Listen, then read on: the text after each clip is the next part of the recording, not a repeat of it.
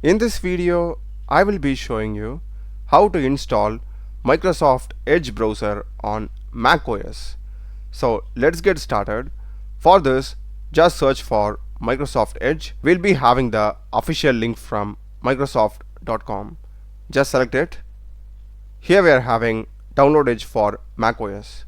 Select it. The download will be getting started. It is around 360 MB in size, so just be patient. Once the download is complete, just open it, and it says double click to install, so do that. Just click on open, select install. Once it is done, we will be getting this two checkboxes. So if you want to set it as a default browser, you can. If you want to send some diagnostic data, you can.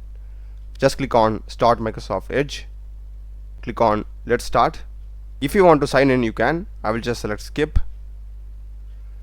This is fine. I don't want to import bookmarks from my Chrome or Firefox. If you want to do it, you can. I will just select skip.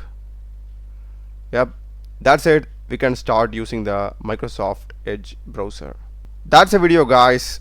Do check the playlist of my channel and a lot of videos in programming and AI tools. Subscribe me. Thanks for watching.